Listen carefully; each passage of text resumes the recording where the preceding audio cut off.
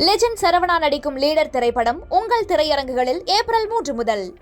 அக்னீஸ்வரன், நீங்கள் எப்படி பார்க்கிறீர்கள், எப்படி புரிந்து கொள்ள வேண்டியிருக்கிறது? இரு தேசிய கட்சிகளுக்குமே வேட்பாளர்கள் அறிவிப்பதில் குழப்பம், சிக்கல் நீடிக்கிறதா?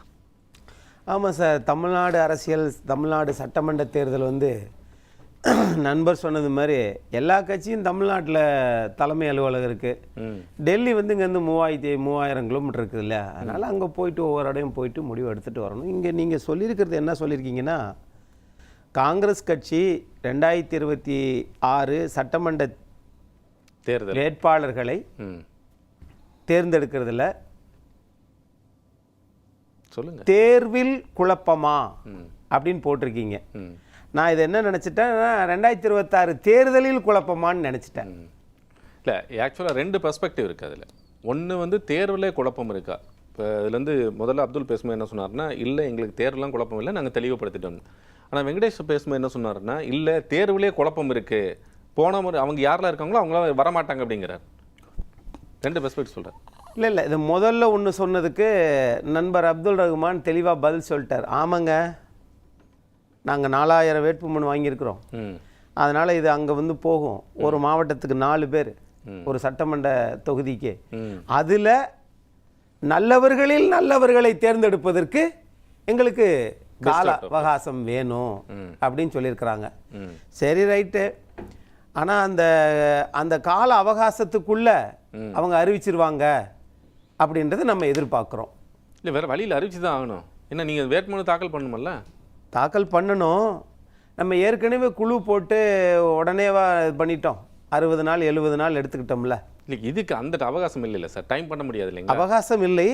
ஆனால் நண்பர் பேசுலேருந்து நான் என்ன தெரிஞ்சுக்கிட்டேன்னா, 5 மணில் தேர்தலுங்க, எங்களுக்கு எங்கெல்லாம் காங்கிரஸ் கட்சி தனித்து ஆட்சி அமைக்க முடியுமோ அங்குதான் இந்திய நாட்டினுடைய மாண்புமிகு எதிர்க்கட்சி தலைவர் ராகுல் காந்தி அவர்கள் பயணப்படுகிறார் அல்லது அக்கறை செலுத்துகிறார். அப்படிதான் நான் புரிஞ்சுக்கிட்டேன். தமிழ்நாட்டிலே நாங்கள் எதிர்பார்த்தோம் 41 சீட்டு எதிர்பார்த்தோம். ஆனால் அவங்க கொடுத்தது 28. அந்த 28லையும் முதல் கோரிக்கை மட்டுமே 41 28 ஆக்கிட்டாங்க. அதுக்கு ஒரு ராஜ்யசபா சீட்டு கொடுத்தாங்க. அதுக்கு பிறகு ஆட்சி அதிகாரத்தில் பங்குன்னு கேட்டோம், அது அவங்க கொடுக்க முடியாது, அது தமிழ்நாட்டுக்கு ஒத்து வராதுன்னு திமுகவின் தலைவர், தமிழ்நாடு முதலமைச்சர் சொல்லிட்டாரு. ஆகையினால அது ரூல்ட் அவுட். அடுத்தது ஒன்று சொல்கிறாங்க, உள்ளாட்சி தேர்தலில் எங்களுக்கு 20% அப்படின்னு கேட்டாங்க. ஆகவே இத்தனை கோரிக்கைகளும் திமுக ஏற்றுக்கொள்ளாத காரணத்தினால் திரு ராகுல் காந்தி அவர்கள் ஒரு மனக்கசப்புடன் இருக்கிறார். தேர்வில் குழப்பமில்லை, ஆட்சி அதிகாரத்தில் பங்கு என்பதற்கு நீங்கள் விடை சொல்லலை, அது மாதிரி எங்களுக்கு எண்ணிக்கை அதிகம் தரலை அப்படின்றதுனால அந்த குழப்பத்தில் இருக்கிறாங்க அப்படின்றத நான் பார்க்க. அப்படின்னாலும் நீங்கள் வேட்பாளர்கள் அறிவிக்கத்தான் வேணும், தேர்தலை சந்திக்கத்தான் வேணும், இருக்கக்கூடிய சூழல் இல்லைன்னா தேர்தலை புறக்கணிக்க தானே வேணும். ரெண்டில் ஏதாவது ஒன்று தான் ஆப்ஷன். காங்கிரஸ் கட்சி ஒரு பெரிய கட்சிங்க, புறக்கணிக்கலாம் மாட்டாங்க. ஆனால் கூட்டணி கட்சிகளை புறக்கணிக்கிறாங்கன்றது தெரிஞ்சுக்கிறதுல வெட்ட வெளிச்சமாகுதுல, அதுக்கு அதான பொருள். கூட்டணியில் இருக்கிறவர்களே புறக்கணிக்கிறார்கள் சொல்றீங்களா, இல்ல கூட்டணியில் இருக்கிற இவர்கள் புறக்கணிக்கிறாங்க? கூட்டணியை காங்கிரஸ் புறக்கணிக்குதுன்னு அர்த்தம். அதுதான் கேட்கிறேன். அதுக்கு அதான் காரணம். அது காரணங்கள் தான் சொன்னேன் நான். ஆகவே இங்க முன்னாடி நடந்தது வேற, 2024 தேர்தல் அப்ப நடந்தது வேற. இப்ப அண்மையில திரு மாணிக்கம் தாக்கூர் திமுகவை பேசியதெல்லாம் வேற. அதற்கு பிறகு அதெல்லாம் அப்படி பேசக்கூடாது அப்படின்னு சொன்னதுக்கு பிறகு இப்ப திரு பிரவீன் சக்கரவர்த்தி அவர்கள் எழுதக்கூடிய வாசகம், ட்விட்டர்ல வரக்கூடியதெல்லாம் பாருங்களேன். இல்லை, இப்போ நீங்கள் முதல்ல சொன்னீங்க ஃபர்ஸ்ட் கோரிக்கை நிராகரிச்சிட்டாங்க, 41 அப்புறம் 28 ஆயிடுச்சு அப்படின்னு சொன்னாங்க. அந்த 28 அக்செப்ட் தானே, அக்செப்ட் பண்ணி தான் அதுக்கப்புறம் ஃபர்தராக ப்ரொசீட் பண்ணுறாங்க. அதுலேயும் வேட்பாளர்கள் தேர்வு செஞ்சு அதுக்கப்புறம் ஒரு நிமிஷம் அக்செப்ட்னு சொல்கிறீங்கல்ல, அதுக்கு இந்திய நாட்டினுடைய எதிர்க்கட்சி தலைவர் நன்றி தெரிவிச்சாங்களா? பரவாயில்லப்பா, ஓகே கோஹெட், எல்லாரும் நம்ம இது பண்ணுவோம் அப்படின்னு சொன்னாங்களா? ஏதாவது ஆதாரங்கள் இருக்கா? இல்லையே. ரெண்டாவது, இதுக்குள்ள கரூர் நாடாளுமன்ற உறுப்பினர் சகோதரி ஜோதிமணி அவர்கள் என்ன சொல்றாங்க? என்ன, அதாவது இப்படிலாம் இருந்தா என்ன பண்றது? டிரான்ஸ்பரன்சி இல்ல, வெளிப்படைத்தன்மை இல்லை. அதுல இன்னொரு வார்த்தை தான் எனக்கு ரொம்ப இதா இருந்தது. அதாவது விற்பனைக்கு வருகிறதா என்கிற வார்த்தையை பயன்படுத்தினாங்க. எனக்கு ரொம்ப உள்ளபடியே வேதனையா இருந்தது. 2வது முறை ஒரு காங்கிரஸ் 200 வருஷ கட்சி, ஒரு நாடாளுமன்ற உறுப்பினர், அப்ப அவங்க அவங்க வாசகங்கள் இப்படி பயன்படுத்துறாங்கன்னா அப்ப உள்ளுக்கு என்ன நடக்குது? ம். இப்ப யாரும் வெளியில சொல்ல பயப்படுறாங்க, ஆனா இதை தலைமைக்கு கொண்டு போறதுக்கும் யாருக்கும் ம். முடிவெடுக்க முடியல. அதனால அவங்கவுங்க மனசுக்குள்ளே வச்சுக்கிட்டு ஆகா என்னடா இது, யார் பூனைக்கு மடிகட்டுவது என்பதனுடைய வெளிப்படைத்தன்மையா இது என்ன தெரியல. இல்ல சார், அப்படி நீங்க அப்படி ஒரு முடிவுக்கு வந்துட முடியும்? ஒவ்வொருத்தருக்கும் நம்ம முடிவுக்கு நான் வரல. ஒரு மனத்தாங்கல் நாடாளுமன்ற உறுப்பினர் சொல்றாங்கல்ல, இது விற்பனைக்கா அப்படின்னு கேக்குறாங்கல்ல, அதுக்கு என்ன பொருள்? மனத்தாங்கல் இல்ல, அவங்க நம்ம தொடர்ச்சியாக அவங்களுடைய பேச்சுக்களை நம்ம பார்த்து கொண்டு தான் இன்னைக்கு நேற்று அவங்க ஜோதிமணி அவர்கள் பேசல. ஒவ்வொரு முறையும் அவர்கள் கருத்துக்கள் சொல்லிக் கொண்டே அவர்கள் கரூர் மாவட்டத்தில் இருக்கக்கூடிய பிரச்சனைகளை பற்றி அவர் குறிப்பிட்டிருந்தார். அதை ஒரு கடிதம் எழுதி வெளியே அனுப்பிச்சு ட்விட்டர்ல போட்டார். உடனே நடவடிக்கை எடுக்கப்படும்னு திரு செல்வ பிறந்தகை சொன்னார். ஸோ இந்த நடவடிக்கை எடுத்தாங்களா? அப்ப தொடர்ந்து பேசுறாங்கன்னா என்ன அர்த்தம்? யாருடைய கை ஓங்குகிறது? ஏன் அப்படி? ஏன் அதுக்கு முற்றுப்புள்ளி வைக்கல? அப்ப கட்சி யார் கட்டுப்பாட்டில் இருக்கிறது கேள்வி வரும்ல. எங்க பிரவீன் சக்கரவர்த்தி அவர்கள் அவருக்கு ஒரு பகரம் பேசுறாரு, இங்க பேசிட்டு என்ன பண்றாரு, அங்க திரு ராகுல் காந்தி உடன் உட்கார்ந்து ஜெனரஸா இருக்காங்க சார். அதாவது ரொம்ப ஜெனராசிட்டி இருக்கு, ஒரு டெமோக்ரஸி இருக்காங்க, அதனால பேசுகிறார்கள். அதனால 12ஆம் தேதிக்குள்ள போட்டா சந்தோஷம் தான், வேற என்ன? நிறைய ஜெனராசிட்டி இருக்குன்றீங்கல்ல, அது இருக்கிறதுனால தான் கொஞ்சம் லேட் பண்ணுறாங்களோ என்னமோ தெரியல. ஆனால் தமிழ்நாட்டினுடைய காங்கிரஸ் கட்சியினுடைய தலைவர் என்ன சொல்கிறார்? இல்லைங்க, நாங்கள் மகிழ்ச்சியாக சந்தோஷமாக இருக்கிறோம். கரெக்டு. நீங்கள் மட்டும், மீண்டும் சொல்லுகிறேன், நீங்கள் மட்டும் மகிழ்ச்சியாக சந்தோஷமாக இருப்பது முக்கியம் இல்லை. ஒவ்வொரு காங்கிரஸ் கட்சிக்காரர்களும் இந்த இயக்கம் வரணும், சட்டமன்ற உறுப்பினர் ஆகணும் அப்படின்னு சொல்லணும். அக்னீஸ்வரன், நீங்க மட்டும் சொல்ற அந்த அழுத்தத்துக்கு என்ன காரணம்னு கேட்குறேன். நீங்க மட்டும்னா அதான் அர்த்தம். 2022க்கு முன்னாடி தமிழ்நாட்டில் முன்னாள் உள்துறை அமைச்சர் திரு ப. சிதம்பரம் அவர்கள் எங்கிருந்துங்க நாடாளுமன்ற உறுப்பினர் ஆனாரு? மகாராஷ்டிராவில இருந்து. அங்க 6 வருஷம் முடிஞ்சு போச்சு. அதுக்கு பிறகு 2021 திமுக ஆட்சி வந்ததுக்கு பிறகு இங்க 2022 இருந்து நாடாளுமன்ற உறுப்பினரா திமுக கூட்டணி கட்சியா போட்டியின்றி தேர்வு செய்யப்பட்டார். இன்னைக்கு அவர் தானே முடிச்சிருக்கிறாங்க. கிரீஷோடங்கரும் மற்றவங்களும் முடிச்சாங்க, கேசி வேணுகோபாலுமா முடிச்சாங்க? இல்லையே. பேச்சுவார்த்தை யாரால் முடிக்கப்பட்டது? இல்ல, கேசி வேணுகோபாலோ முகுல் வாஸ்னிக்கோ இவர்கள் யாருமே என்னன்னா தாவேக்க கூட நாங்க கூட்டணி போறோம்னு சொன்னாங்களா, இல்ல வேற யாரா கூட கூட்டணி போறோம்னு சொன்னாங்களா? பிறகு எதுக்கு 2021ல 25 சீட்டு கொடுத்து இப்ப 28 ஆயிடுச்சு? அதிக வேணும்னு சொன்னாங்க. எதனால? அது கோரிக்கை சார். அந்த கோரிக்கை எதனால வந்துச்சு சார்? பாஜக அமமுகவும் இளைஞர் பட்டாளம் நிறைய இருக்கு, நாங்க நினைச்சா அங்கிட்டு போயிருவோம் அப்படின்னு இவர்களாகவே தங்களை ஒரு ஆர்டிபிஷியல் டிமாண்ட் உருவாக்கி கொண்டார்கள். அதனால் திமுகவின் தலைவர் ஒருவேளை இவங்க அங்க போயிட்டாங்கன்னா சிறுபான்மை வாக்குகளும் போயிருமே என்கிற அச்சத்தின் காரணமாக இவர் 2021ல் 25-18 சட்டமன்ற உறுப்பினர்கள் மாதிரி இப்ப 28 ஒரு ராஜ்யசபா சீட்டு கொடுத்திருக்கிறாங்க. அப்படிதான் நான் பார்க்கிறேன். ஆகவே அவர்களுக்கு காக்கைக்கு தன் குஞ்சும் பொன் குஞ்சு, அது தேசிய கட்சி, எல்லா விஷயங்களும் தெரிந்திருந்தும் இல்ல சார், தமிழ்நாட்டில் ஆட்சி அமைக்க முடியாது. அக்னீஸ்வரனுக்கு நான் சொல்ல வேண்டியதில்லை, அவருக்கு நீண்ட நடிகை சொல்லலாம், நீங்க சொன்னாலும் நான் கேட்கல. இல்ல சார், நீண்ட காலமாக தேர்தல் அரசியலை பார்க்க சொல்லலாம். திமுக கொடுப்பது எம்எல்ஏ சீட்டு, தாவேக்கா கொடுப்பது மற்றதெல்லாம் வைக்கிறதெல்லாம் வேட்டா. என்ன சார் டயலாக் இது?